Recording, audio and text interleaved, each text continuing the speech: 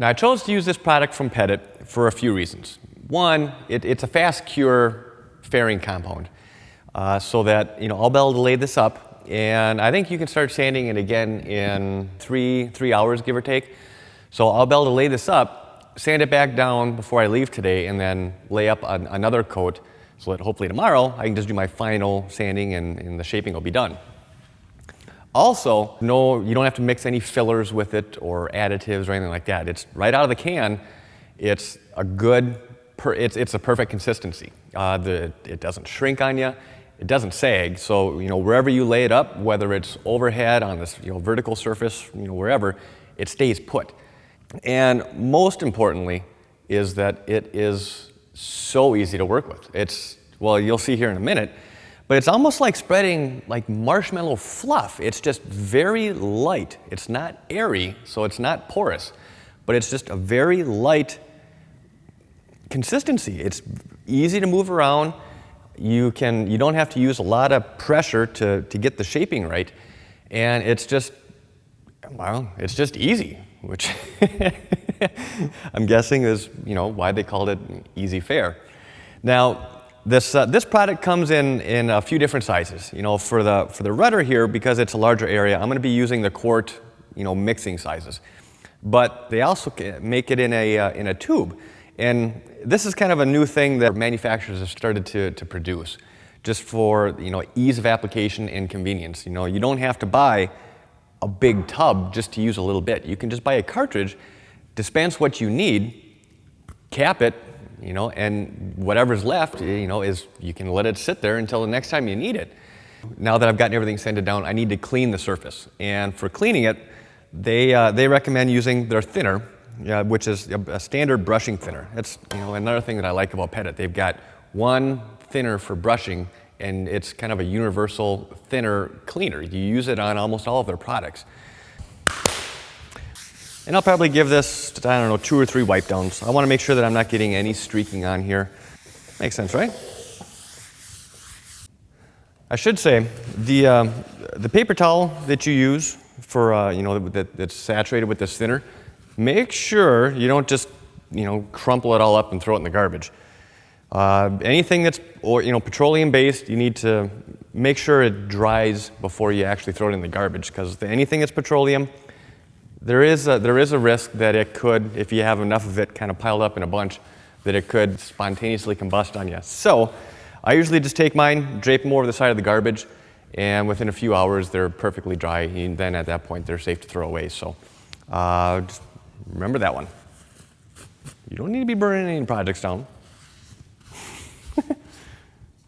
Now this Easy Fare is it's a 2-part compound. So you've got a part A and a part B, and it gets mixed 2 to 1. So I'm just going to mix the entire contents of both of them. You've got the base and then the catalyst here.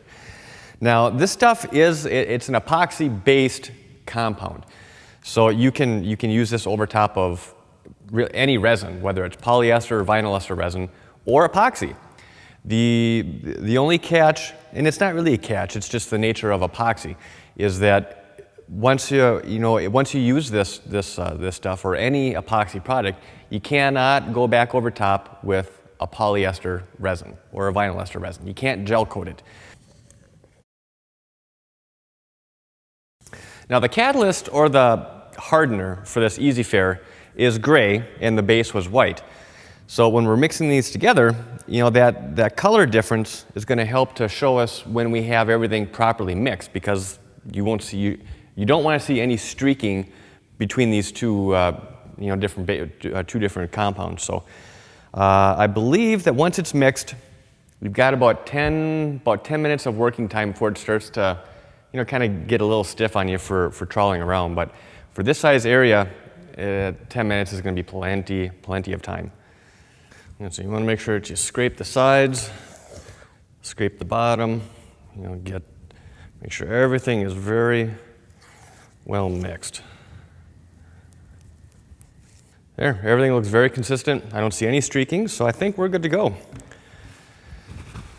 Now for trawling this, I'm going to be using a wide spatula. And I'm going to be making my pulls this way. I'll probably make a few going lengthwise as well, but where I'm looking to fare is mostly this top half, because it starts up, kind of at its original height, and then it kind of drops down a little bit.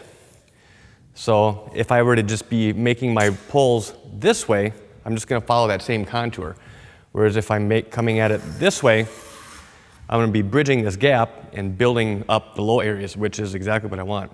So I'm going to be using a combination of this wide one and then also that little 4-inch plastic one for going around the edges and the perimeter and that sort of thing. So let's get this material out of the bucket so it's not sitting in a big, thick pile here.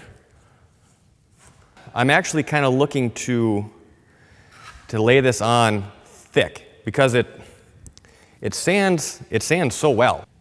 And by having it on here a little thicker, I'm hoping that I'm only going to have to do this once instead of having to do 2 applications with the fairing.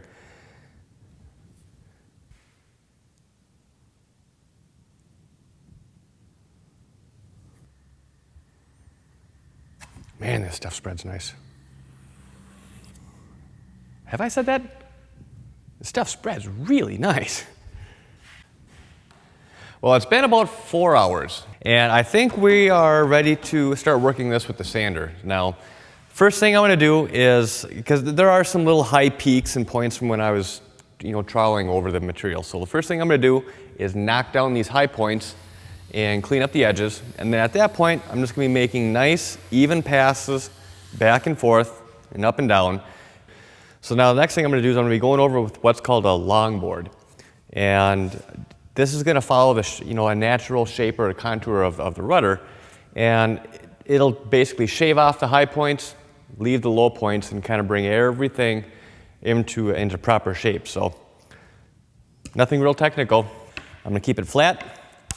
And, as I'm going up, I'll bend this board to the contour of the rudder and bring it into shape. Yeah.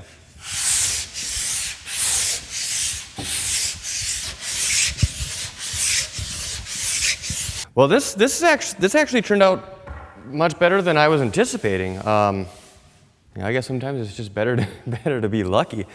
I do have some sanding to do with this, just to take out some more high spots. But right now, the only low spots that I've got kind of start right through here.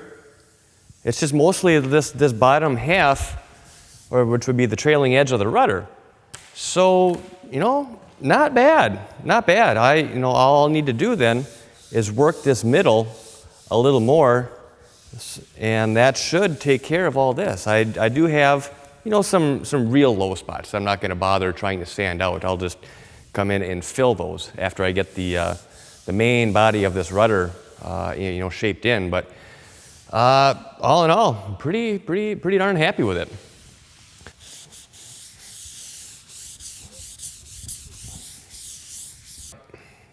Well, I've gotten pretty much all the sanding done, and I'd say it's about 95% perfect. Maybe 98. But there are a few little imperfections as far as, deeper pits here and there, from overlap when I was troweling all this out the first time.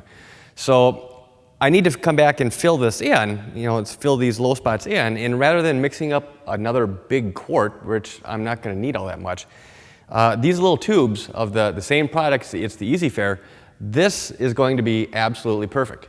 So I'm probably going to need maybe 1 pump of this, and I'll be able to mix it up, trowel it out, and then after I'm done with it, I can put the cap back on and store it until next time I need it.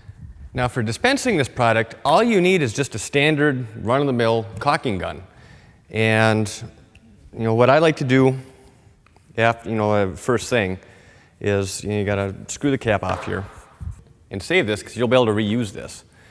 And then on the end here is another little removable cap. But, it has its side, because inside this tube, half of this tube is part A, and the other half, or a quarter, is part B. So you need to put this little removable cap back on in the same direction. So to make things easy, and what I like to do is take a permanent marker and I'll come in and make a dot on one side of this cap. And then again, I'll put another dot, say, well, anywhere. It can be here or here, you know, it really doesn't matter. Just as long as you have some sort of reference on the tube to put the cap back on. So after you've gotten that out of the way, then it's just a matter of coming in, pulling the cap off. Again, save this.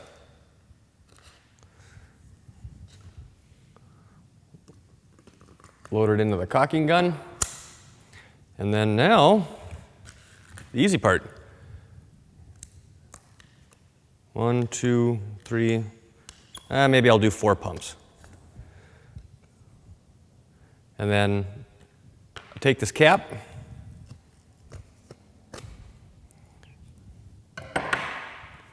and again, referencing the same dots, I'm going to take the dots that are the dot that I put on the cap, line that up, put it back in, and put the cap on. Let's take and set this off to the side. And again, you know, one part is white, the other part is gray. So you want to keep mixing it until you don't see any streaking. It's just a nice uniform, you know, kind of a pasty white color. And what I'll usually do is I'll get, you know, a majority of the mixing done with the stick, and then I'll come in with my spatula and just really make sure it's mixed in well. Put a little bit on the blade here. And I'm just going to look around. You know, there's a little spot there. I'm not looking to build it up. I just want to fill in the low spots. And just like that, I get to go home. So, do a quick little cleanup here, and I will see you again tomorrow morning.